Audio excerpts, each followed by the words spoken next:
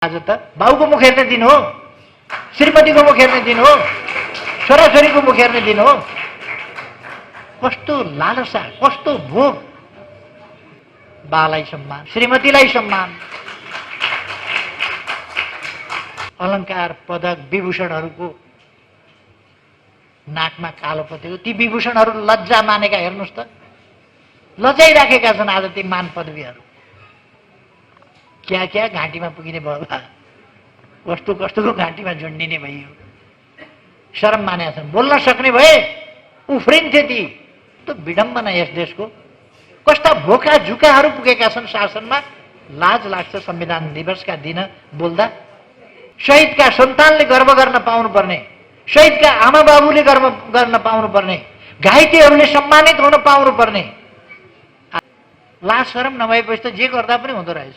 किन राष्ट्रपतिबाट बाँडिरहनु पर्यो? त्यो बनेका ठाउँबाट लिएर जाऊ न घर घर त्यो मान पदवी। किन त्यहाँ राष्ट्रपतिबाट बाँडिरहनु पर्यो? आफै आफै लैजाऊ न, आफै आफै घर घर लैजाऊ। कसलाई छुट दिन खोजेको हो? स्रोत देखाउनु नपर्ने लगानी गर्दाखेरि, लगानी गरेर स्रोत देखाउनु नपर्ने कसलाई भने हो? कालो धनलाई सेतो बनाउन खोजिँदैछ भन्ने कुरा इन्टरनेसनल्ली नेपाल बदनाम भइरहेछ। अनि स्रोत नखोजी, यही हो संविधानको कार्यान्वयन। यसै गरी पुगिन्छ समाजवाद, यसै गरी अगाडि बढिन्छ समाजवादतर्फ। यही हो समाजवाद जाने बाटो। राष्ट्रियताको मामलामा के भन्छ सरकार? अन्तर्राष्ट्रिय सम्बन्ध, छिमेक सम्बन्धको बारेमा के भन्छ सरकार? र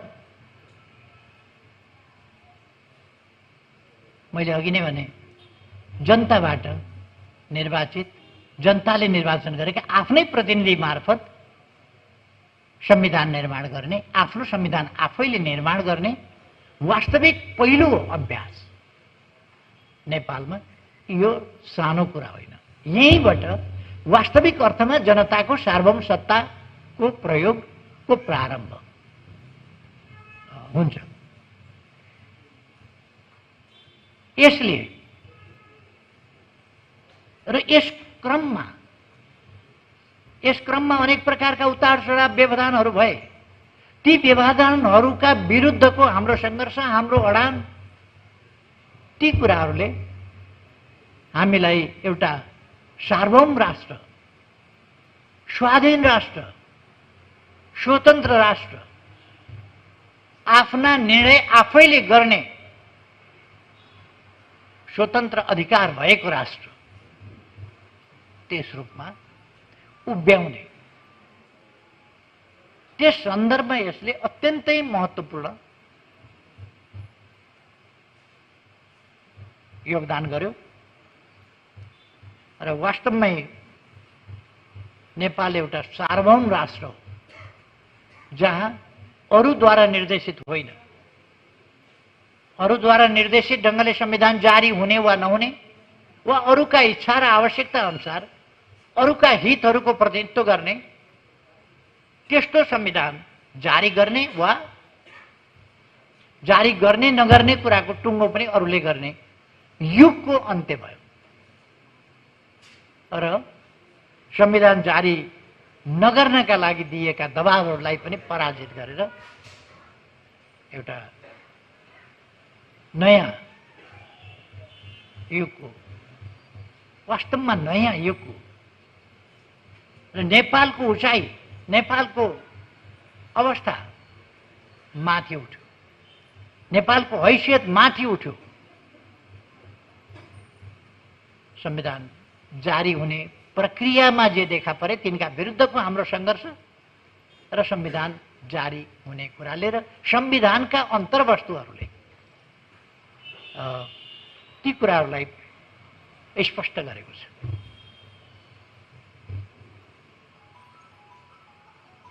नेपाली जनताले विभिन्न सङ्घर्षहरू, आन्दोलनहरू गर्दै गए। कति ठिक ढङ्गले भयो होलान्, कति बेठिक ढङ्गले भयो होलान्, कहीँ कमी कमजोरी भयो होलान्, कहीँ के भयो होलान्, तर नेपाली जनताले गरेको त्याग, तपस्या, बलिदान र सङ्घर्ष जनताले गरेको चाहिँ गलत थिएन, गलत मनसायका साथ थिएन। त्यसका पृष्ठभागमा कतिपय मनसाय, गलत मनसायहरू लुकेका हुन सक्दछन्, गलत उद्देश्यहरू लुकेका हुन सक्दछन्। तर जुनसुकै उद्देश्य लुकेका भए पनि जनताले देश र जनताको निम्ति, अग्रगमनका निम्ति, जनअधिकारका निम्ति, सामाजिक न्याय समानताका निम्ति गरेका सङ्घर्ष र दिएका बलिदान अनुचित हुनै सक्दैन। त्यसकारण ती सबै उचित सङ्घर्षहरूको, आन्दोलनहरूको सबैको संविधानले सम्मान गरेको छ र तिनलाई सम्मानित ढङ्गले सफलताको सिँढीमा लगेर उठाएको छ, सफलताको आसनमा पुर्याएको छ।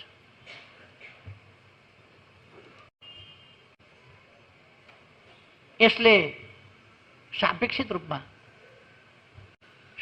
रूपमा भन्ने हो भने अब राजनीतिक परिवर्तनका लागि सङ्घर्ष गर्नुपर्ने अवस्थाको अन्त्य गरेको छ।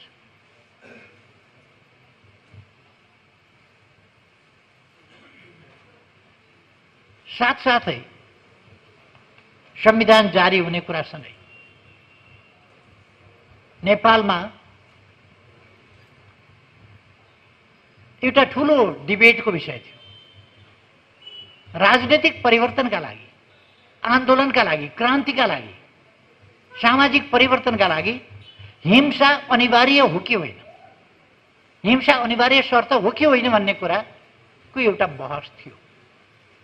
मतभेदहरू थिए, तर हामीले अनेक प्रकारका शस्त्र द्वन्द्वहरू हेऱ्यौँ, अनेक चिज हेऱ्यौँ, तर नेपालको संविधान जारी भएसँगै राजनीतिक परिवर्तनका लागि, सामाजिक परिवर्तनका लागि हिंसाको बाटो अनिवार्य छैन। बिना हिंसा शान्तिपूर्ण ढङ्गले जनआन्दोलनको बाटोबाट जनताले सङ्गठित रूपमा आफ्ना आकाङ्क्षाहरूलाई प्रभावकारी ढङ्गले मुखरित गरेर, प्रकट गरेर सफलतामा पुर्याउन सकिन्छ भन्ने कुरा स्पष्ट भयो। र संविधान जारी हुने कुराले नेपालमा परिवर्तनका लागि हिंसा अब आवश्यक छैन। आवश्यक छैन भने यो स्वीकार्य पनि हुँदैन। यो आवश्यक छैन र स्वीकार्य हुँदैन भन्ने कुरा स्पष्ट गरेको छ। नेपाली समाज अनेक प्रकारका असमानता, विभेद, असमानता भन्दा पनि चर्को असह्य कुरा के हो भने असमानता बेठिक हो, तर त्यो भन्दा चर्को कुरो भेदभाव, पक्षपात, अन्याय, दमन, त्यो भन्दा धेरै असह्य कुरा हो। यसले क्रमशः संवैधानिक र कानुनी रूपमा असमानता, विभेद, भेदभाव र पक्षपात जस्ता कुराहरूलाई अन्त्य गर्ने र सामाजिक न्याय र समानता तर्फ देश अगाडि बढ्नुपर्छ भन्ने कुराको प्रत्याभूत गर्यो र हामी त्यस बाटोमा अगाडि बढेका छौँ। नागरिकको शिक्षा, राजनीतिक अधिकारहरू र त्यससहितका शिक्षा, स्वास्थ्य, रोजगारी, आवास, खाद्य सम्प्रभुता, स्वच्छ वातावरणमा बाँच्न पाउने जस्ता विभिन्न अधिकारहरूलाई संविधानले मौलिक हकमा राखेर, वास्तवमा संविधान जनताको पक्षमा छ भन्ने कुरा, गरिबी हटाउने पक्षमा छ, गरिब वर्गलाई सम्बोधन गर्ने पक्षमा छ, पछाडि परेको समुदायलाई अगाडि ल्याउने पक्षमा छ र मौलिक हकमा यस्ता कुराहरूलाई मौलिक हकको रूपमा यसले समावेश गरेको छ। तसर्थ यो वास्तवमा लोकतन्त्रको राजनीतिक पक्ष मात्रै होइन, प्रणालीगत पक्ष मात्रै होइन, राजनीतिक प्रणालीगत पक्ष मात्रै होइन, सामाजिक जीवनका समग्र पक्षहरूलाई राजनीतिक प्रणालीले नेतृत्व गर्नुपर्दछ, डोर्याउनु पर्दछ र ती कुराहरू हासिल गर्नुपर्दछ भन्ने कुरा त्यो स्पष्ट गरेको छ।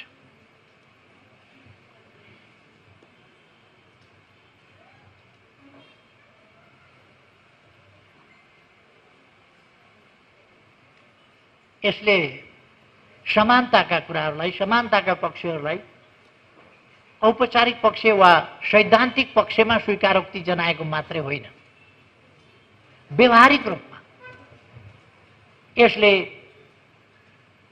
समानुपातिक समावेशिता, समावेशी सहभागिता जस्ता कुराहरू, पछाडि परेको समुदाय अगाडि बढाउने, नीति निर्माण र जनप्रतिनिधि संस्थाहरू र राज्य सञ्चालनमा जनताका सामाजिक जीवनका सबै पक्षको प्रतिनिधित्व हुन सकोस्, यसका निम्ति सबलीकरण, हरेक वर्गको समुदायको सबलीकरण, सशक्तिकरण, सामाजिकीकरण जस्ता कुराहरूका निम्ति शिक्षा, स्वास्थ्य, रोजगारी, आवास यस्ता प्रबन्धहरूलाई अघि नै मैले भने मौलिक हक जस्ता कुरामा सामेल गरेर अत्यन्तै हाम्रो संविधानको उत्कृष्टताका हामी कुरा गर्छौँ नि, यसै कारण हाम्रो संविधानको उत्कृष्टताका कुरा हामीले गरेका हौँ। र हामीले संविधानमा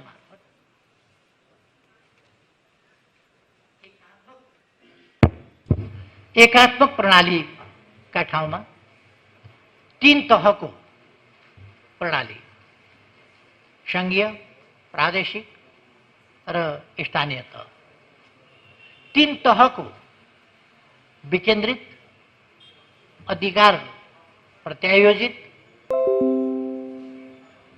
अधिकारको विभाजन र 3 तहको शासकीय प्रणाली, जसले केन्द्रीकृत सामन्ती शासनलाई ठूलो चुनौती दिएको छ। चुनौती मात्रै होइन, त्यसलाई अन्त्य गरेको छ। र यसरी यसले वास्तविक अर्थमा लोकतन्त्रलाई जनतासम्म पुर्याउने, कतिपयले यसलाई मजाक उडाउने गरेका छन्, सिंहदरबारको अधिकार गाउँमा पुर्याउने, सिंहदरबारलाई गाउँ गाउँमा पुर्याउने भनेका थिए, यस्तो उस्तो भनेर। सिंहदरबार गाउँमा पुर्याउने भनेको सिंहदरबार लगेर बोकेर गाउँ गाउँमा लाने त होइन नि। अधिकार सिंहदरबारमा जुन थिए ती स्थानीय तहसम्म गएका छन्। त्यहाँ न्यायिक अधिकारदेखि, निर्माणका अधिकारदेखि, शिक्षाका अधिकार, स्वास्थ्यका अधिकार, तमाम अधिकारहरू हामीले स्थानीय तहसम्म पुर्याएका छौँ, हाम्रो संविधानले पुर्याएको छ। तसर्थ केन्द्रीय शासन, सिंहदरबार भनेको शासन एक ठाउँबाट हुन्थ्यो, सिंहदरबारबाट शासन सञ्चालन हुन्थ्यो भने अब पालिकाबाट शासन सञ्चालन हुन्छ भनेको नै सिंहदरबारलाई गाउँ गाउँमा पुर्याउने भनेको। सिंहदरबार गाउँ गाउँमा पुगेको छ। आज शासकहरू गाउँमा आफ्नो तहमा जनता आफैले निर्वाचित गरेका प्रतिनिधिहरू मार्फत काम भइरहेको छ। कतिपय ठाउँमा अभ्यासमा, प्रयोगमा कमीहरू भएका हुन सक्छन्। ती व्यक्तिका कमीहरू, कर्ताका कमीहरू हुन्, तर संविधानका कमीहरू होइन। कहीँ कमी भएको छ भने त्यो व्यक्तिका, त्यहाँ जिम्मेवार व्यक्तिका कमीहरू होलान्, कर्ताका कमीहरू होलान्, संविधानका कमीहरू होइनन्। त्यसकारण यसरी यो एकात्मकतालाई, केन्द्रीकृत शासनलाई विकेन्द्रित गरेर जनतालाई अधिकार सम्पन्न बनाउने संघीय प्रणाली हामीले तय गरेका छौँ।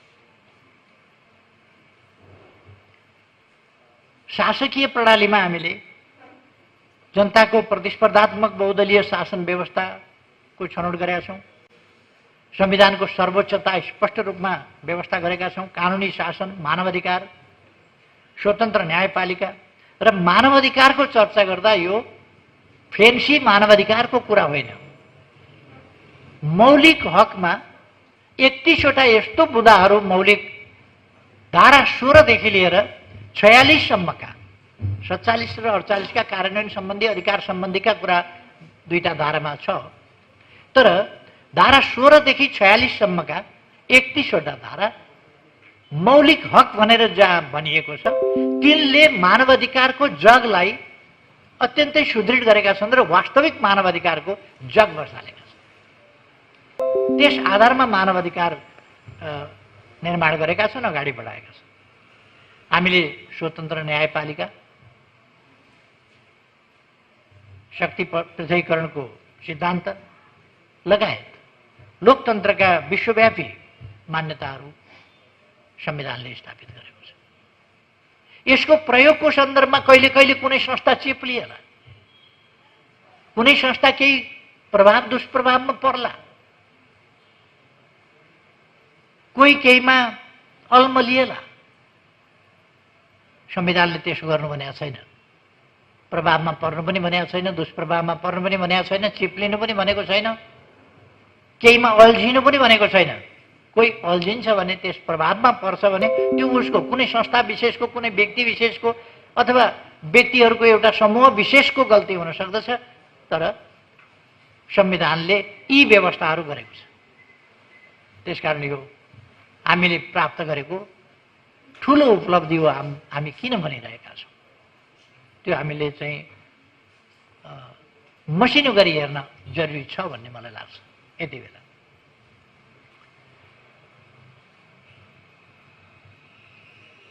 सारमा भन्ने हो भने नेपालको संविधान नेपालको राजनीतिक आन्दोलनको अघि नै मैले भने एउटा महत्त्वपूर्ण कोसे ढुङ्गा हो, जसले एउटा नयाँ युगको सुरुवात गरेको छ, जसले नयाँ युगतर्फको एउटा ढोका खोलेको छ र जसले सम्भावनाको फराकिलो क्षितिज खोलेको छ, जसले हामी भविष्यको सुनौलो बिहान देख्न सक्छौँ। र अघि मैले भने जस्तै यो जनताका प्रतिनिधिहरूबाट बनेको ठुलो उपलब्धि हो। लामो समयदेखि जनताले देखेका सपनाहरू पुरा हुने बाटो अब यसले प्रशस्त गरेको दिन हो। यसरी हामीले आन्दोलनका उपलब्धिहरूलाई संस्थागत गरेका छौँ र अब यस प्रकार एक ढङ्गले भन्ने हो भने नेपाली समाजलाई स्थायित्व र समृद्धिको दिशामा यस संविधानले अगाडि बढाउने मार्गदर्शन गरेको छ। त्यसकारण यो एउटा ऐतिहासिक दस्तावेज हो। यो जनताको आकांक्षाको परिपूर्तिको दस्तावेज हो, आन्दोलनको सफलताको दस्तावेज हो। संविधान निर्माणमा विभिन्न पक्षहरूले, विभिन्न शक्तिहरूले, आम जनताले खेलेको महत्त्वपूर्ण भूमिकाहरूको र सबैले गरेका प्रयासहरूको सफलताको यो एउटा द्योतक हो। र यस काममा नेतृत्वदायी भूमिका खेलेकोमा हाम्रो पार्टी, यी सबै काममा नेतृत्वदायी भूमिका खेलेको छ नेकपा एमाले। त्यसकारण म हाम्रो पार्टीले खेलेको भूमिकाप्रति आज यस 7औं संविधान दिवस एवं राष्ट्रिय दिवसको सन्दर्भमा गर्व गर्छु। हाम्रो सिङ्गै पार्टी यसमा गर्व गर्दछ हामीले खेलेको भूमिकाप्रति, जसले यी सबै सफलताहरू प्राप्त गर्न सम्भव हो। आगामी दिनमा यसको रक्षा, कार्यान्वयन र विकास अघि नै कमरेड प्रदीप गेवालीले पनि राखिसक्नु भएको छ। हाम्रो कर्तव्य रक्षा, कार्यान्वयन र विकास, यसमा हाम्रो ध्यान जानु जरुरी छ। हाम्रो पार्टीको ध्यान गएको छ र त्यो भूमिका प्रभावकारी ढङ्गले हाम्रो पार्टीले खेल्नेछ।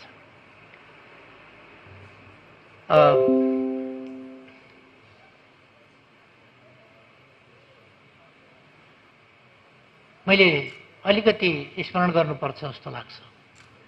संविधानको प्रयोगको सन्दर्भमा संविधान जारी भएपछि तत्कालबाट नयाँ संविधान बनेपछि नै हामीले सरकारको नेतृत्व गर्ने मौका पायौँ र त्यो चुनौती संविधान निर्माण हुँदाको दगदगे, त्यसको उपलब्धिको गौरव, उपलब्धिको खुसियाली र त्यो रोक्न नसकेकोमा भएका पीडाहरू, कुण्ठाहरू, रोक्न नसकेकोमा भएका आक्रोश, यिनीहरूको एउटा द्वन्द्वको स्थिति छँदै थियो। कतै संविधान च्यात्ने, जलाउने जस्ता खालका दुःखद क्रियाकलापहरू, अशोभनीय क्रियाकलापहरू भइरहेका थिए।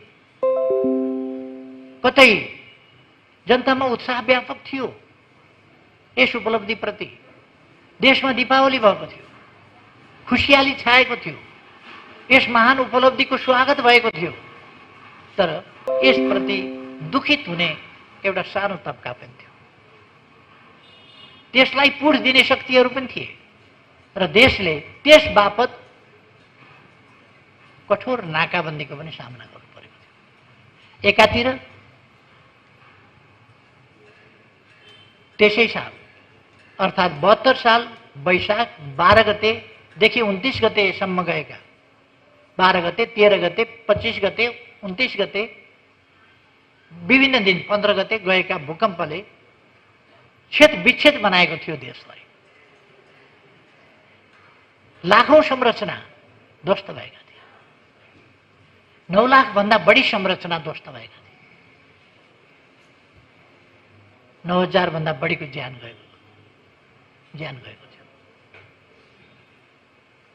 धेरै हजारौं मान्छे, 22,000 भन्दा बढी घाइते भएका थिए। त्यो पीडाबाट हामी, त्यही पीडाको स्थितिमै हामीले संविधान बनाउनु परेको थियो। संविधान बनाउन नदिनका निम्ति नदिने शक्तिहरू, संविधान भन्ने, संविधान सभा भन्ने, तर संविधान सभा भङ्ग गर्नेदेखि लिएर संविधान बनाउन अगुवाई गर्ने शक्तिहरूमाथि हमला, शारीरिक हमला गर्ने, केले हानेनन्, माइकले हानेनन् कि केले हानेनन्, ती सबै झेलेर हामी आएका थियौँ र देशले संविधान जारी हुने बित्तिकै नाकाबन्दी सहनु परेको थियो। त्यसको सफलतापूर्वक डटेर राष्ट्रिय गौरव, राष्ट्रिय स्वाभिमानलाई झुक्न नदिएर, सम्झौता नगरेर संविधानलाई हामीले रक्षा गर्दै, त्यसको प्रतिवाद गर्दै स्वाभिमानपूर्वक दृढताका साथ हामी अगाडि बढ्यौँ। त्यस कामको नेतृत्व हाम्रै पार्टीको नेतृत्वमा बनेको सरकारले गरेको थियो। मलाई गर्व लाग्छ। राष्ट्रिय स्वाभिमान झुक्न नदिएर, राष्ट्रिय हितहरूलाई कमजोर हुन नदिएर, अरूले खुट्टा कमाएका बेला, अरू लकपकाएका बेला नेकपा एमाले अत्यन्तै दृढताका साथ अगाडि बढेको थियो। त्यसपछि निर्वाचन गराउन कठिन भएको थियो। बडो मुस्किलले निर्वाचन गराइएको थियो। संविधान निर्माण गर्न एउटा संविधान सभा समाप्त पारेपछि कसैले यो अन्तिम पटकका लागि भनेर म्याद थपिदिने, अन्तिम पटक कथम कदाचित भएन भने संविधान बनाउनु पर्दैन, अन्तिम पटक कसरी भन्ने, कथम कदाचित हुन सकेन भने नभइरहेको पृष्ठभूमिमा अन्तिम पटकका लागि दबावको मनसाय हुन सक्दछ। तर यति जोखिममा, यति चुनौतीमा एउटा राष्ट्रलाई हाल्न धकेल्न मिल्दैन। कतै त्यस्तो हुने, कतै दोस्रो संविधान सभाको निर्वाचनै नभएर एउटा असहज त्यस्तो स्थितिमा देशलाई धकेल्ने, त्यस प्रकारका स्थितिहरूको सामना यही पार्टीको नेतृत्वमा, नेकपा एमालेको नेतृत्वमा त्यसको सामना गरियो र हामीले निर्वाचन गराएर छोड्यौँ। संविधान सभाको दोस्रो निर्वाचन पनि गराएर छोड्यौँ, संविधान जारी गराएर छोड्यौँ। त्यसपछिको नाकाबन्दी लगायतका विरोधहरूको तिनलाई पनि साम्य गराएर छोड्यौँ र निर्वाचन, संविधान जारी भइसकेपछि निर्वाचनबाट, पहिलो निर्वाचनबाट, अहिले हामी पहिलो संसदीय कालमै छौँ, पहिलो संसद पहिलो अधिवेशन कालमै छौँ। अधिवेशन त पहिलो होइन, यो संसद चाहिँ पहिलो संसदको कालमा छौँ संविधान जारी भएपछि। यसबाट हामी सरकारमा आएपछि यस संविधानको कार्यान्वयनको जिम्मा हाम्रो काँधमा आयो। हामीले संविधानले सङ्घीय संरचनाको परिकल्पना गर्यो, त्यो आदेश दियो, तर संरचना थिएन। त्यस्तो ठाउँमा संरचनाको तयारी गर्ने, त्यसको कार्यान्वयन गर्ने, तीन तहका सरकारहरू सञ्चालन गर्ने, तिनका बीचमा कसरी सञ्चालन गर्ने, अधिकारको बाँडफाँड संविधानले मोटो गरेको छ। त्यसबाहेक संविधान कार्यान्वयनका निम्ति कानुन निर्माण गर्ने। संविधान यत्तिकै कार्यान्वयन हुन सक्दैन कानुन बिना। त्यसका लागि हामीले कानुन निर्माण गर्ने, संरचनागत कामहरूलाई अगाडि बढाउने, शक्तिको बाँडफाँड, वित्तीय बाँडफाँड समेत अधिकारको बाँडफाँड लगायतका कार्यहरू हाम्रो सरकारले अत्यन्तै सफलताका साथ गर्यो। अघि सुभाषजीले भन्नुभयो संविधानको स्वीकार्यता बडो चर्चाको विषय बनाएको थियो। चर्चाको विषय, सबैलाई अनबोर्ड गर्नु पर्यो, संविधानको ग्राह्यता सर्वस्वीकार्यता बढाउनु पर्यो। देशभित्र मात्रै होइन, बाहिर गएर समेत, बाहिर गएर विदेशमा गएर पनि संविधान संशोधन गर्न सकिन। तपाईहरुले मद्दत गरिदिनु पर्यो, मैले 2/3 ल्याएपछि संविधान संशोधन गर्छु भन्ने जस्ता अभिव्यक्तिहरू आए संविधानको स्वीकार्यताका नाममा। तर बिस्तारै संविधानको स्वीकार्यता पनि हामीले बढाउँदै लाग्यौं।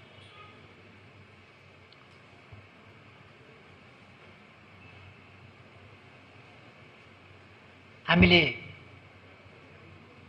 प्रशासनिक क्षेत्रमा एकातिर प्रशासनिक बाँडफाँड, कानुनको व्यवस्था, वित्तीय बाँडफाँड लगायत स्रोतहरूको बाँडफाँड लगायतका कामहरू र संरचनागत पक्षहरू, प्रशासनिक पक्षहरू, कर्मचारी समायोजन लगायतका विषयहरू, तिनीहरूको सहज प्रक्रिया हुँदैन थियो। दुनियाँका कुनै पनि देशमा यति सहज ढङ्गले समायोजन जस्ता प्रक्रियाहरू अथवा शक्तिको बाँडफाँड जस्ता प्रक्रियाहरू अथवा नयाँ संविधानले परिकल्पना गरेका नयाँ संरचनागत पक्षहरू, तिनीहरूको निर्माण सञ्चालन, त्यसका निम्तिको कानुनको निर्माण र तिनको सहज कार्यान्वयन, नमुना कानुन बनाएर प्रदेश र स्थानीय तहहरूलाई कानुन निर्माणमा सहजीकरण गरिदिने, मार्गनिर्देश गर्ने जस्ता कामहरू ती हामीले नै गर्यौं र संविधानको कार्यान्वयनमा अत्यन्तै सफलताका साथ हामी अगाडि बढ्यौं। संविधानमा जुन असहमति थिए ती मूल रूपमा असहमत पक्षहरू जो पृथकतावादको वकालत गरिरहेका थिए, एउटा असहमति त्यहाँ थियो, अर्को हिंसाको अझै वकालत गर्ने थिए, अर्को असहमति त्यहाँ थियो, त्यस्ता पक्षहरूलाई पनि सामेल गरियो। हरेक पक्ष अहिले आएर मौकाप्रस्त ढङ्गले जनतालाई धोका दिनका लागि अझै पनि संविधान दिवस नमनाऊ भन्ने कुरा अथवा संविधानमा हाम्रो मतभेद छ भन्ने कुरा अथवा संविधान मान्दैनौँ भन्ने कुरा, यो जनतालाई धोका दिने कुरा मात्रै हो। त्यसो भन्ने हरेक नेताहरूले संविधानको सम्बन्धमा शपथ ग्रहण गरेका छन्। हरेकले नेपाली जनतामा सार्वभौम सत्ता रहेको नेपालको संविधान बिना शर्त स्वीकार गर्दै म यो शपथ ग्रहण गर्छु। कसैले ईश्वर साँची राखेर भनेका होलान्, कसैले देश र जनता साँची राखेर भनेका होलान्। हरेकले संविधानको शपथ खाएका छन्। अनि यस्तो दोहोरो नीति हुनु हुँदैन। एकातिर लाभका लागि संविधानको शपथ खाने, संविधानप्रतिको निष्ठा र वफादारीताको शपथ खाने, अरू भाषामा बोल्दा बुझ्दैनन् कि भनेर कहिले कहिले आफ्नै भाषामा शपथ खाने ताकि आफ्नो आसपासका जनताले पनि बुझुन् भनेरै होला। आफ्नै भाषामा शपथ खानेसम्म पनि बेसरी चल्यो एकपल्ट जिद्दी। त्यसरी शपथ खाने एकातिर, अर्कातिर फेरि सधैँ मतभेद कायम छ भन्ने नकली कुरा। अर्को, संविधानको दोस्रो संशोधन जब हामीले लिम्पियाधुरा, लिपुलेक र कालापानी क्षेत्र हाम्रो भूभाग हो। हामीले हाम्रो नक्सामा कायम गरेर राजनीतिक र प्रशासनिक नक्सा जारी गर्यौं। त्यसलाई संविधानको अनुसूचीमा भएको लोगोमा हामीले सामेल गर्नु पर्थ्यो र त्यसका निम्ति संविधान संशोधन गर्नु पर्थ्यो। त्यो पनि हामीले सर्वसम्मतिले गरेका छौं। अर्थात् यसमा संवैधानिक प्रश्नमा सर्वसम्मति देशमा बनेको छ। अब कसैले हिंसाको वकालत गरिरहेको छैन, कसैले पृथकतावादको वकालत गरिरहेको छैन, अथवा ठूला आधारभूत भिन्नता र मतभेदका विषयहरू बाँकी छैनन्। संविधानले गरेका आधारभूत प्रस्तावनाहरू, मूल्य मान्यताहरू सही छन् भन्ने कुरा सर्वस्वीकार्य बनेको छ। मैले भन्न अप्ठ्यारो मान्नु पर्दैन।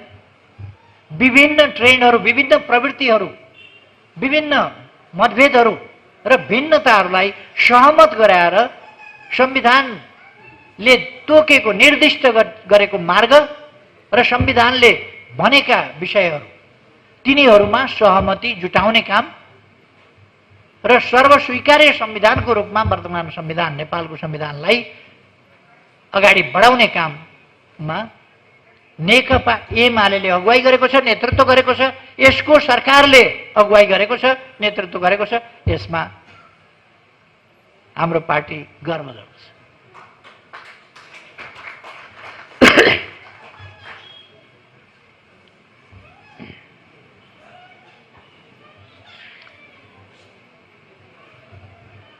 खाली स्मरणको लागि मात्र म एक दुईटा कुरा भन्न चाहन्छु। 2007 सालमा राजनीतिक परिवर्तन भयो, तर राजनीतिक परिवर्तन भयो, जे गर्छु भनिएको थियो, जे कमिटमेन्ट गरिएका थिए ती कमिटमेन्ट पूरा भएन। जे संविधान आउँछ भनिएको थियो, फागुन 7 गतेको घोषणा, त्यसलाई अस्वीकार गरियो, अर्कै संविधान ल्यायो। यद्यपि शब्द गणतन्त्रात्मक भूलवश, अज्ञानतावश परेको हुन सक्छ, अथवा कसैको प्रभावमा त्यो शब्द परेको हुन सक्छ, तर संविधान सभाबाट निर्मित संविधान भन्ने घोषणा भएको थियो। त्यतापट्टि जाने कुरा पनि गरिएन, त्यतापट्टि जान पनि दिइएन र अर्कै दिशातर्फ राजतन्त्रलाई फेरि निरङ्कुश, स्वेच्छाचारी र अधिनायकवादी बनाउने दिशातर्फ धकेलियो। जो राजनीतिक शक्तिहरू, आन्दोलनकारी शक्तिहरूका बीचमा उपलब्धिहरूको रक्षा गर्ने प्रश्नमा, तिनलाई सुदृढ गर्ने पक्षमा, तिनलाई अगाडि बढाउने पक्षमा जुन एकता हुनु पर्थ्यो, त्यो एकता भएन र मूल आन्दोलनकारी शक्ति त्यति बेला, त्यो शक्ति प्रतिक्रियावादी र प्रतिगामी शक्तिहरूसँग मिलेर लोकतन्त्र सुदृढ गर्ने दिवा सपना देख्न थाल्यो, जसले गर्दा लोकतन्त्रका संरचनाहरूको निर्माण हुन सकेन। 13 सालमा टङ्कप्रसाद आचार्यले केही संरचनागत सुरुवात गर्नुभयो। 15 सालको निर्वाचनले त्यसलाई अलिक सुदृढ गर्यो। तर त्यस बीचमा परिवर्तनलाई नसुहाउने खालका, अहिले म त्यसमा तपसिलमा जान चाहन्न, विस्तारमा जान चाहन्न, तर परिवर्तनलाई नसुहाउने खालका अलोकतान्त्रिक, राष्ट्रहित विपरीतका अनेक काम परिवर्तित लोकतान्त्रिक प्रणाली भनिएको अवस्थामा परिवर्तनकारी शक्तिको नेतृत्वबाटै त्यसलाई नसुहाउने विपरीतका नकारात्मक कामहरू भए, जसले गर्दा प्राप्त भएका उपलब्धिप्रति, प्रणालीप्रति जनताको विश्वास सुदृढ हुन सकेन। एउटा उल्टा काम भए, त्यसले विश्वास खस्कियो जनताको। अर्कोतिर मिल्न पर्ने शक्तिहरू नमिलेर प्रतिक्रियावादी शक्तिहरूसँग गठजोड गर्ने र मिल्न पर्ने शक्तिहरूसँग सहयात्रीहरूलाई दुत्कारने, तिनमाथि प्रतिबन्ध लगाउने, तिनमाथि दमन गर्ने, त्यस प्रकारका क्रियाकलापले गर्दा जनशक्ति एकजुट पनि हुन सकेन र जनताको विश्वास पनि कमजोर भयो, जसले गर्दा 17 सालमा त्यो समाप्त भयो। त्यसलाई राजतन्त्रका फेरि निरङ्कुश हुने, अधिनायकवादी हुने जुन आकांक्षा हुन्, ती आकांक्षाहरू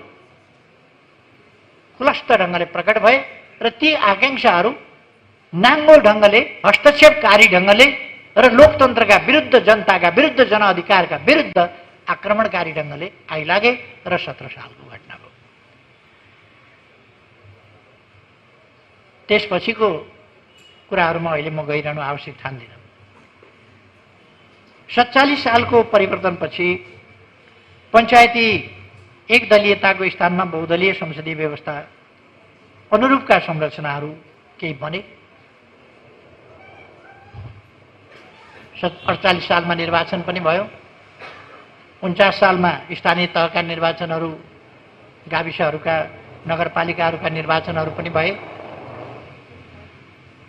तर 57 साल 58 सालमा पुग्दासम्ममा त्यसलाई पुरै निष्प्रभावी बनाइयो र ती फङ्सनेबल रहन नसक्ने खालको स्थिति बनाइयो। 58 सालमा पुगेपछि त देशले एउटा विभत्स विकृतिको बाटो, भयावह स्थितिको बाटो लियो नै। 3.5 वर्ष अगाडि हामी बिल्कुलै एउटा नयाँ प्रणाली, नयाँ परिपाटी, नयाँ संविधानको चरणमा फेरि प्रवेश गर्यौँ र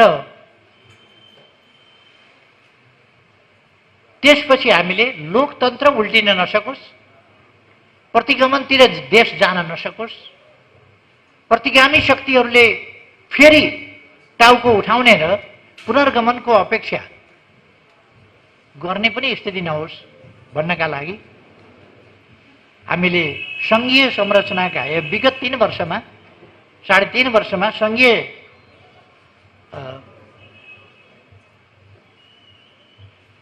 लोकतान्त्रिक गणतन्त्रका संस्थाहरू निर्माणको सक्रियतापूर्वक र दृढताकापूर्वक नेतृत्व गर्यो।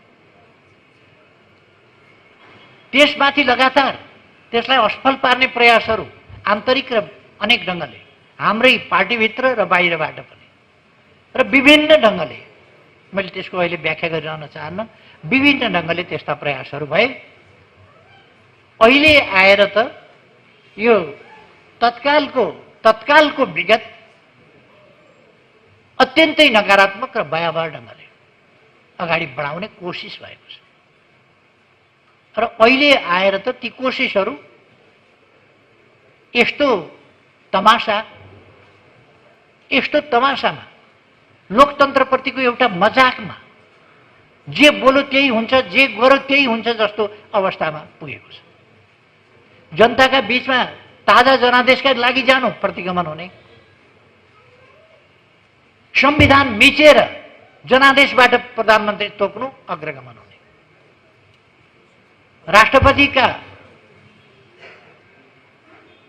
राष्ट्रपतिको संस्था भनेको सर्वोच्च संस्था हो देशको, त्यस संस्थाप्रति हुर्मत लिने, त्यस संस्थाका अधिकार असंवैधानिक ढङ्गले कटौती गर्ने जस्ता खालका काम कुराहरू भए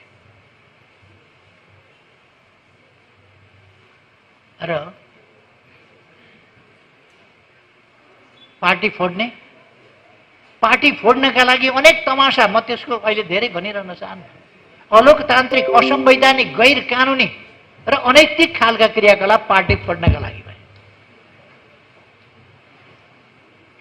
यो संविधान कार्यान्वयनको सन्दर्भमा, संविधानको रक्षाको सन्दर्भमा, कार्यान्वयनको सन्दर्भमा र यसलाई विकसित गर्दै अगाडि बढाउने सन्दर्भमा गम्भीर बाधाको रूपमा यी चिजहरू पैदा भएका छन्, जसप्रति हामी सजग सतर्क हुनुपर्दछ।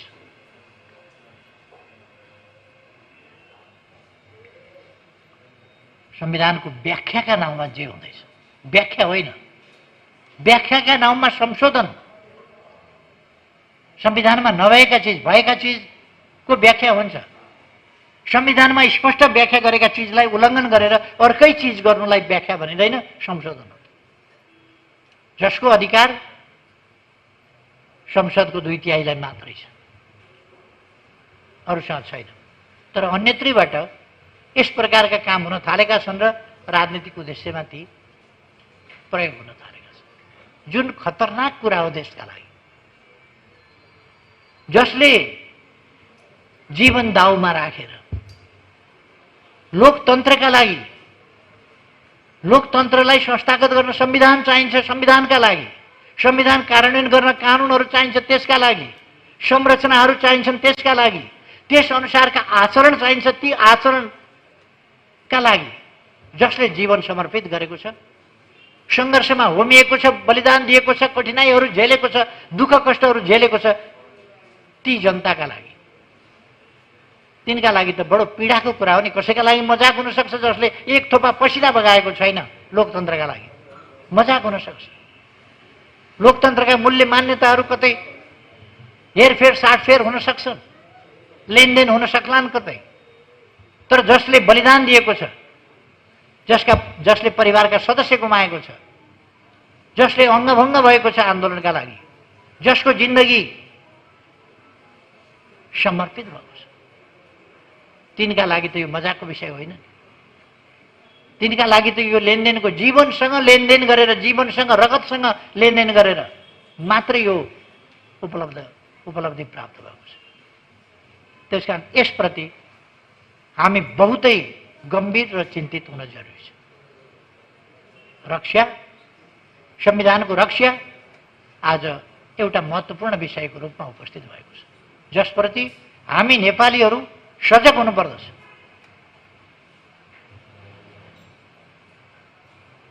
हामी संविधानले निर्दिष्ट गरेका संस्थाहरू, लोकतान्त्रिक मूल्य मान्यताका संस्थाहरू, विश्वव्यापी मूल्य मान्यताका संस्थाहरूलाई तदनुसार सम्मान गर्छौँ, सम्मान गर्न चाहन्छौँ र हेर्न चाहन्छौँ कि त्यस्ता संस्थाहरू सबै सम्मानित हौँ।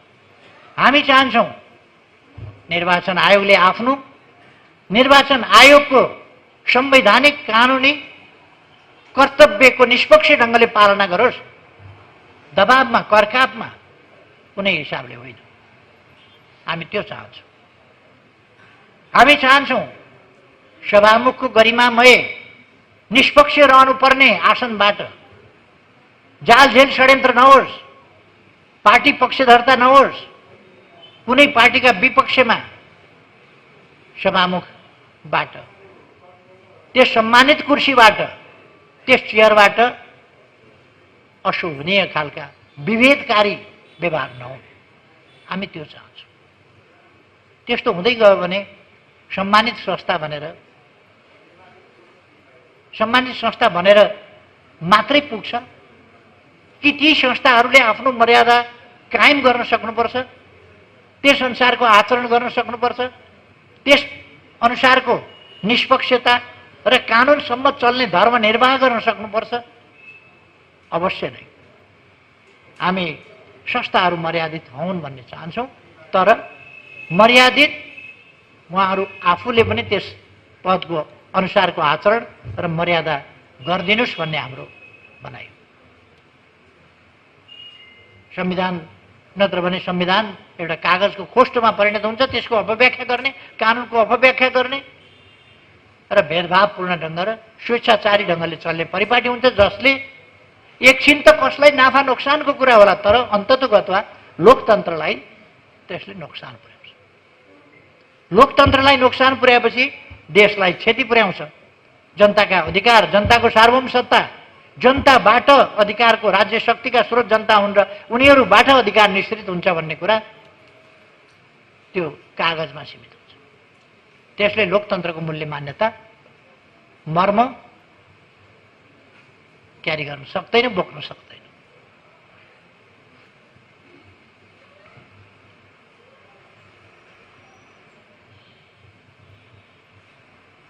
हामीले पार्टीका नीति र कार्यक्रममा आधारित भएर घोषणापत्रमा उल्लेखित निर्वाचनमा जनता सामु गरेका प्रतिबद्धता पूरा गर्नका लागि नेकपा एमाले समृद्ध नेपाल, सुखी नेपालीको रूपमा राष्ट्रिय आकांक्षालाई सूत्रबद्ध गरेर त्यसलाई परिपूर्ण लोकतन्त्र अथवा कम्प्रेहेन्सिभ डेमोक्रेसीको रूपमा, पोलिटिकल डेमोक्रेसी मात्रै होइन, त्यो कम्प्लिट डेमोक्रेसी, त्यस रूपमा व्याख्या गरेका छौँ, तदनुसार आचरण गरेका छौँ, तदनुसार देशलाई अगाडि बढाउने, बहुपक्षीय बहुआयामिक ढङ्गले सम्पूर्ण क्षेत्रमा अगाडि बढाउने प्रतिबद्धता र सङ्कल्प गरेका छौँ। यस बाटोबाट मात्रै हामी संविधानको रक्षा, कार्यान्वयन र विकास गर्न सक्दछौँ। हामीले भनेको परिपूर्ण लोकतन्त्र, जसको कार्यान्वयनबाट हामी अगाडि जान सक्छौँ र समृद्ध नेपाल, सुखी नेपाली बनाउन सक्छौँ। त्यसका समान अधिकारका पक्ष, अवसरमा समान पहुँचका पक्ष जनताका, सामाजिक न्याय र समानताका पक्ष, सुरक्षा एवं सम्मानका पक्ष, सुरक्षित भयरहित जीवन, सम्मानित जीवन जिउन पाउने अधिकारका पक्ष लगायतका कुराहरूलाई हामीले समृद्ध नेपाल, सुखी नेपालीका मुख्य आधार स्तम्भको रूपमा व्याख्या गरेका छौँ र व्यवस्थित गरेका छौँ। हामीले प्राप्त गरेको 5 वर्षको अवधि, एउटा कार्यकाल 5 वर्षको अवधि, त्यसलाई हामीले 5 भागमै विभाजित गरेर, खास गरी चार हिस्सामा हामीले विभाजित गर्यौँ त्यसलाई। पहिलो वर्ष राज्यका संरचनागत पक्षहरू, कानुनी पक्षहरू, यी पक्षहरूको बाँडफाँडका पक्षहरू, यिनीहरूलाई व्यवस्थित गर्ने वर्षको रूपमा हामीले कार्यान्वयन गर्नु पर्थ्यो, अगाडि बढाउनु पर्थ्यो। दोस्रोलाई समृद्धिको आधार वर्षको रूपमा हामीले त्यसलाई अगाडि बढाउनु पर्थ्यो, हामीले त्यसै गरी अगाडि बढाउँ। तेस्रो र चौथो वर्षलाई हामीले समृद्धिका लागि, सुशासनका लागि र समृद्धिका लागि, विकासका लागि जुन कामहरू गर्छौँ तिनलाई तीव्र गतिका साथ निरन्तरता दिनु पर्थ्यो र त्यस रूपमा हामीले अगाडि बढायौँ। अन्तिम वर्ष कामको समीक्षा र नयाँ प्रस्तावको तयारीको वर्ष बनाउनु पर्थ्यो। त्यो कुरा हामीले तेस्रै वर्षदेखि हामीले बनाउन नपाउने खालको स्थिति बन्यो र अहिले देश कस्तो अवस्थामा छ हामी सबैलाई थाहै छ। म अहिले तथ्याङ्कहरूमा जान चाहन्न। हामीले संविधान कार्यान्वयनको सन्दर्भमा, संविधान कार्यान्वयन भनेको जनतालाई सबल बनाउने, देशलाई विकासको बाटोमा अगाडि बढाउने।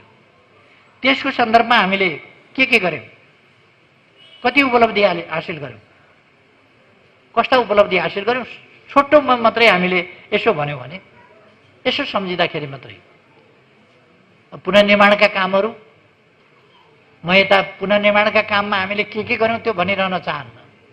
अहिले फेरि दोहोऱ्याइरहनु आवश्यक छ जस्तो लाग्दैन।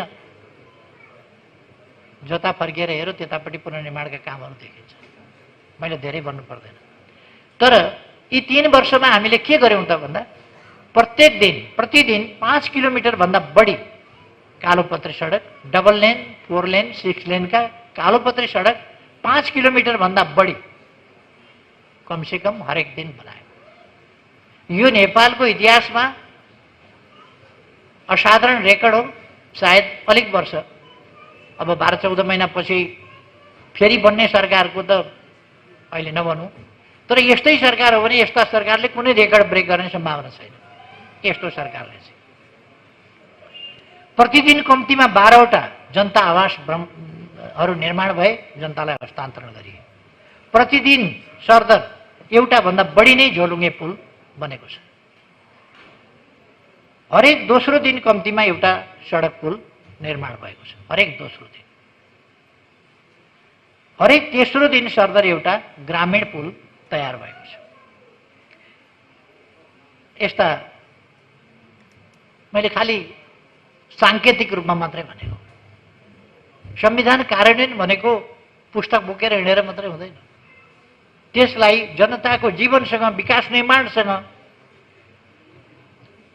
विद्युतसँग, खानेपानीसँग, बाटासँग, पुलसँग, हवाई मैदानसँग, विद्यालयसँग, शिक्षासँग, स्वास्थ्यसँग, अस्पतालसँग त्यहाँनेरि प्रतिबिम्बित हुनुपर्छ र त्यो हामीले गरेका छौँ। समग्रमा भन्दा प्रति व्यक्ति आय अमेरिकी डलरमा 1196 पुगेको छ। निरपेक्ष गरिबीको रेखामुनिका जनसङ्ख्या 21.6% थियो हामी सरकारमा आउँदा, त्यसलाई 18.7 झारिएको छ। बहुआयामिक गरिबीका सूचकाङ्कलाई 30.1 बाट 17.4 झारिएको छ। मानव विकास सूचकाङ्क 0.579बाट 0.602 पुगेको छ।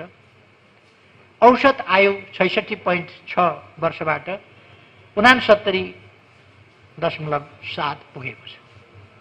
श्रमजीवीहरूको न्यूनतम पारिश्रमिक 9,700बाट 15,000 पुर्याइएको छ। सबै नागरिकलाई कुनै न कुनै प्रकारको सामाजिक सुरक्षाको व्यवस्था गरिएको छ।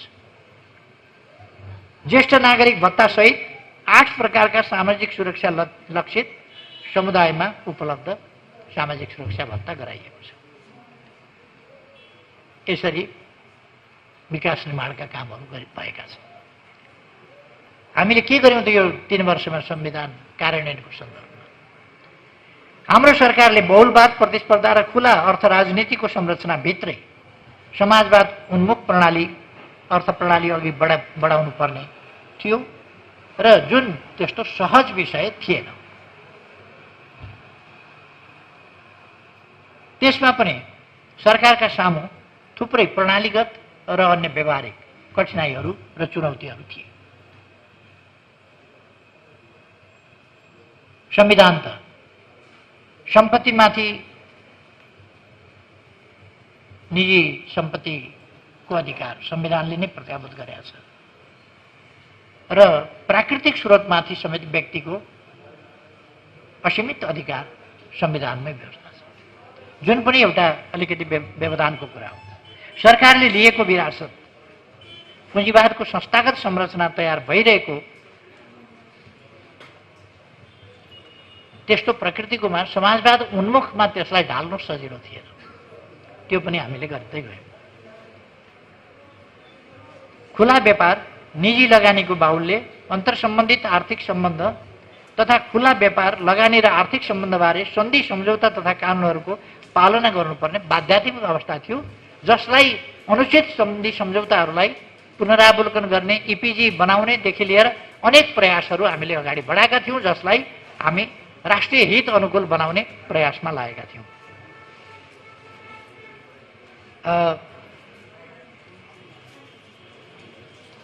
सरकारको विकास निर्माणका कामहरू, कार्यक्रमहरू सञ्चालन गर्नका लागि वैदेशिक लगानी, अनुदान जस्ता कुराहरूमा भर पर्नुपर्ने अवस्था थियो, जसलाई हामीले त्यो निर्भरतालाई घटाउँदै दात्री निकायहरूसँग सन्तुलित र समन्वयात्मक ढङ्गले पेश हुनुपर्ने र त्यस्तो व्यवहार गर्नुपर्ने थियो र हामीले आफ्ना प्राथमिकता र आफ्ना आवश्यकता अनुसार वैदेशिक सहायता र ऋणलाई परिचालित पनि गर्नु थियो।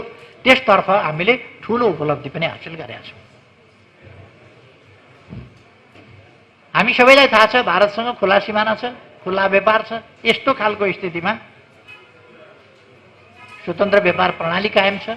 यस्तो स्थितिलाई पनि हामीले सामना गर्नु पर्थ्यो र प्रतिस्पर्धै हुन नसक्ने खालको स्थितिमा हामीले प्रतिस्पर्धाका निम्ति तयार हुनुपर्ने, त्यो खालको स्थितिलाई पनि हामीले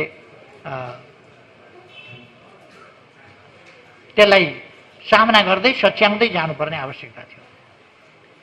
सङ्घीयताको संरचना, त्यसले सुनिश्चित गरेको स्वायत्तता, भिन्न भिन्न विचार राख्ने दलहरू बीचको प्रतिस्पर्धामा गैर कम्युनिस्ट पार्टीका समेत प्रदेश र स्थानीय तहमा सरकार निर्माण भएको स्थितिमा तिनीहरूसँग समन्वयात्मक ढङ्गले एकातिर कम्युनिस्ट पार्टीका संरचनाहरू छन्, प्रतिनिधित्व छ, अर्कातिर अरू पार्टीका पनि छन्, भिन्न भिन्न विचार छ। यस्तोमा एउटा नयाँ अभ्यास, यो बिल्कुलै पृथक अभ्यास हो, नयाँ अभ्यास हो नेपालको सन्दर्भमा। यसलाई हामीले सन्तुलित ढङ्गले अगाडि बढ्यौँ र प्रदेश अथवा स्थानीय तहमा सङ्घीय सरकारको एउटा पूर्ण रूपमा पकड पनि र त्यसले सन्तुलन र गाइड गर्ने स्थिति पनि त्यो निर्माण भयो। पहिले छँदै थिएन, त्यसमा सुधार भएको छ अलिकति। विभिन्न सामाजिक पछौटेपन लगायतका सामन्तवादी सोचहरू र पछौटेपन, त्यसका अवशेष मूल्य मान्यताहरू, तिनीहरूसँग पनि हामीले सामना गर्नुपर्ने जस्ता कुराहरू पनि हामी ती अन्त भएका थिएनन्। त्यसलाई अन्त्य गर्दै हामीले समाजवादतर्फ त्यस अनुसारको चेतना निर्माण गर्न अगाडि बढ्नुपर्थ्यो। हामीले हाम्रै प्रकारको सङ्घीयतालाई व्याख्या गर्नुपर्ने, त्यसको कार्यान्वयन कसरी गर्ने, आफ्नै मौलिक ढाँचा हुने त्यस मौलिक पारामा पनि हामीले अगाडि बढ्नु थियो, जसलाई हामीले सहज रूपमा अगाडि पनि बढाएका छौँ। 3 वर्षको अवधिमा सबै कुरा भइहाल्न सम्भव थिएन। तैपनि हामीले कानुनी, संस्थागत, नीतिगत, प्रशासनिक र आर्थिक सामाजिक परिवर्तन एवं रूपान्तरण जे जति काम गरेका छौँ, धेरै काम गरेका छौँ र ती सबै समाजवादतर्फको हाम्रो यात्रालाई जग बसाउँदै र बाटो कोर्दै अघि बढ्न सहयोगी नै भएका छन्। अब संविधान कार्यान्वयनका सन्दर्भमा अघि सुभाषजीले सुरुबाटै भनिहाल्नुभयो, संविधान कार्यान्वयनका सम्बन्धमा आजको गठबन्धनले के गर्दैछ, आज देश कस्तो स्थिति भोग्दैछ। 70 दिनमा सरकारले पूर्णता पाउन सकेका छैन। कति हाई सन्चो हेर्नुहोस् त, कति हाई सन्चो। चिन्ता केमा छ? आज संविधान दिवस, यो संविधान दिवसलाई जनताले आफ्नो संविधान दिवस ठान्नुपर्ने, यति बेर जनताका पराक्रमी सन्तानले सम्मानित हुन पाउनुपर्ने, सम्मानित भएको अनुभूति गर्न पाउनुपर्ने, गर्व गर्नुपर्ने। बालाई सम्मान, श्रीमतीलाई सम्मान।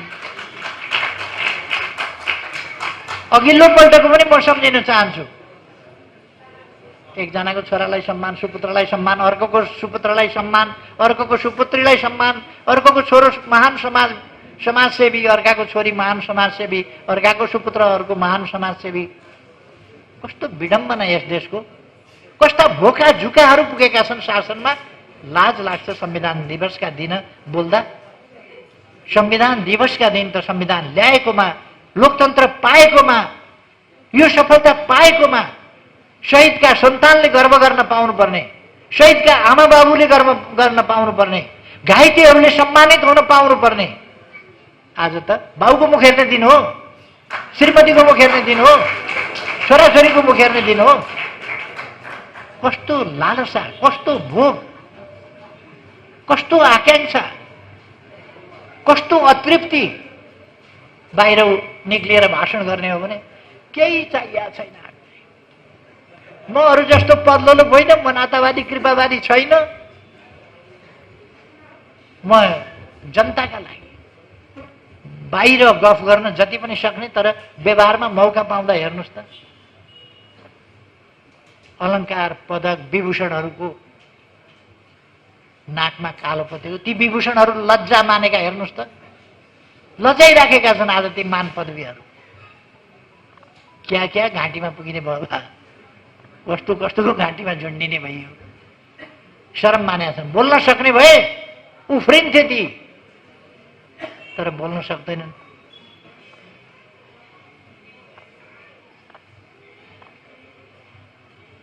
लज्जाजनक छ स्थिति।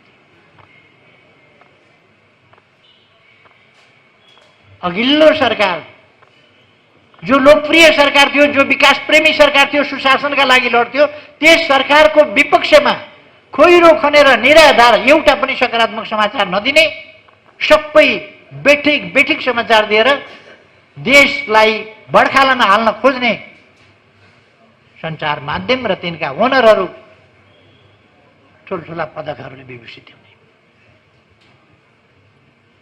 कमसेकम खोज पत्रकारिता गर्ने, लोकतन्त्रको पक्षमा, पत्रकारिताको पक्षमा पत्रकारिताको धर्म निर्वाह गर्ने एउटा पत्रकारलाई सम्मान गरिदिएला हुन्थ्यो होला नि।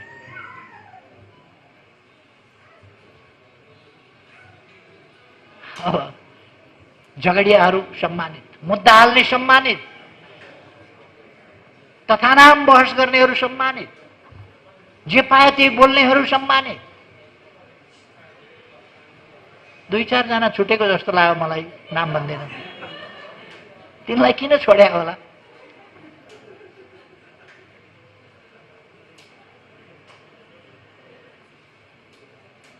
मुद्दा जिताइदिने, हराइदिने, कता तराजु पल्टे फर्काइदिने। तराजु पनि गजब रहेछ क्या। आँखापट्टि बाँधे हुन्छ श्रीमानहरूले, छाम्दा त थाहा पाइन्छ नि तराको, हात बाँधे आउँदैन क्या। कतापट्टि के फैसला गरिदिनु पर्ने छ, कतापट्टि के गरिदिनु पर्ने छ। सम्मानित।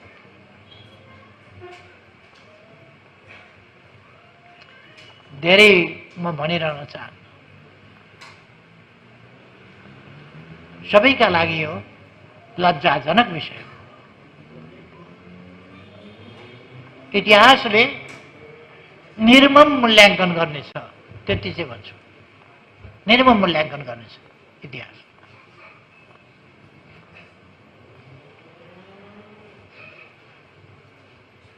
सरकार केमा लागेको छ? अहिले उद्यमी व्यवसायीहरू सेटिङ भयो भनेर कराइराखेका छ। यो बीचमा प्रतिस्थापन विधेयक भनेर ल्याएको के का लागि रहेछ भन्दा सेटिङका लागि रहेछ भनेर व्यापारीहरू भनिरहेका छन्, दौडिरहेका छन्, पीडा पोखिरहेका छन् सडकभरि। आज उद्यमी व्यवसायी 4 जनालाई पोस्ने, दर्जनौंलाई समाप्त पारिदिने, ठुला ठुला उद्योग खत्म पारिदिने यस्तो काम बरु यो सेटिङमा भएको छ भनेर व्यवसायीहरू खुद, उद्यमीहरू खुद भनिरहेका छन्।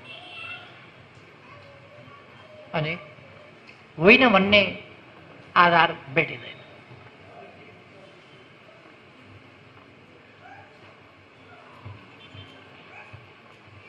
कस्तो सरकार होला? 70 दिनमा सरकारले पूर्णता पाउँदैन। 2 महिनापछि बजेट होलिडे। बाबा, बजेट बिना सरकार चलेको छ। बजेट होलिडे कस्तो कस्तो आश्चर्यको कुरा हो। Budget holiday.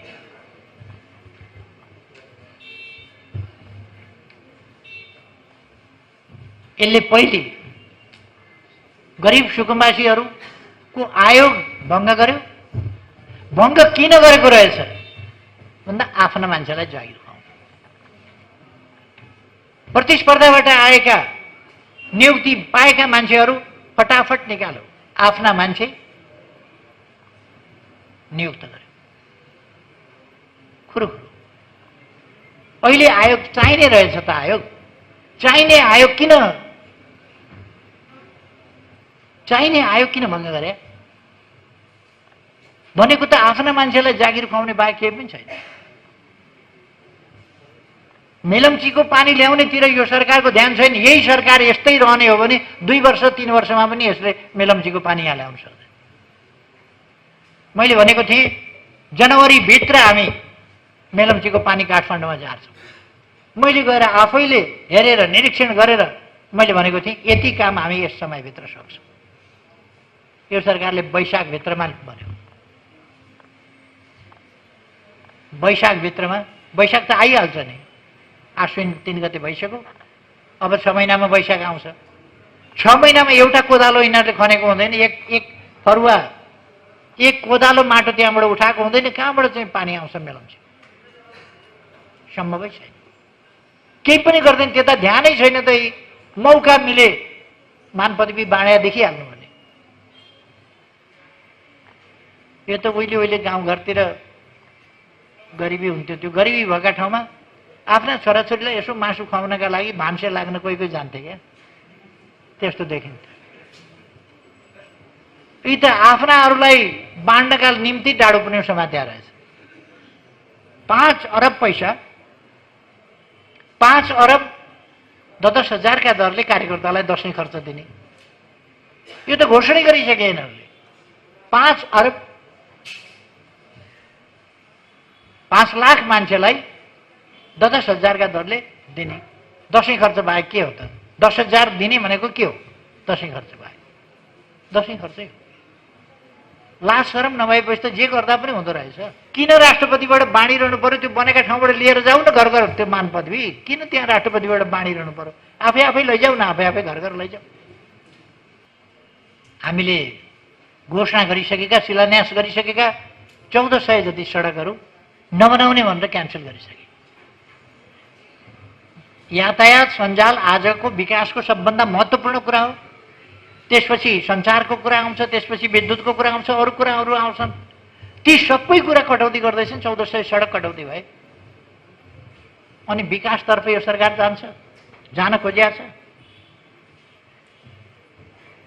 सामाजिक सुरक्षालाई ऐच्छिक तुल्याउने भन्दै त्यता सामाजिक सुरक्षा कटौती गर्ने। छुट दिनुपर्ने आज को रहेछन् त? सरकारले कर छुट दिनुपर्ने को रहेछन् भन्दा क्यासिनोवालालाई कर छुट। कति गरिबलाई कर छुट दिन खोजे हेर्नुहोस् त। क्यासिनोलाई कर छुट, गरिबलाई कर कसेर लाउने, क्यासिनोलाई कर छुट दिने। अनि ल्याउने चाहिँ के भन्दा समाजवाद। क्यासिनोलाई कर चोखै छुट दिया हो त? क्यासिनोलाई कर छुट दिने प्रेरणा कहाँबाट आयो? के हो त्यो प्रेरणाको स्रोत?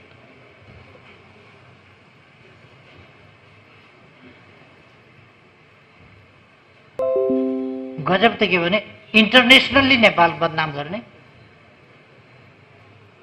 लगानी गर्नलाई स्रोत नखोज्ने।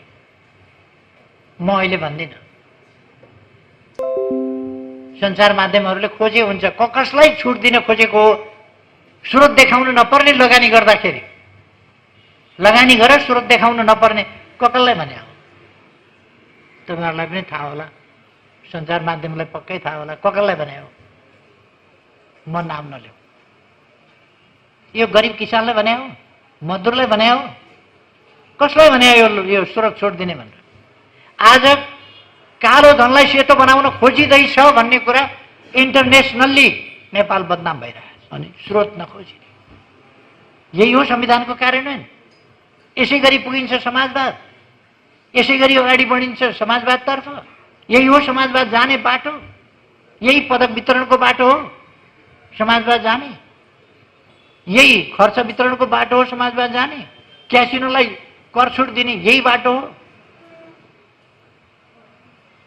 अनि उद्योगलाई मासेर केहीलाई सेटिङमा अगाडि बढाउन खोजिया छ, फाइदा दिइया छ भन्ने आरोप छ। त्यसमा के भन्छ सरकार? राष्ट्रियताको मामलामा के भन्छ सरकार? अन्तर्राष्ट्रिय सम्बन्ध, छिमेक सम्बन्धको बारेमा के भन्छ सरकार? सबतिर धुन्धुकारी ढङ्गले काम गरिरहेको छ। के भन्ने? संविधान दिवसका दिन मलाई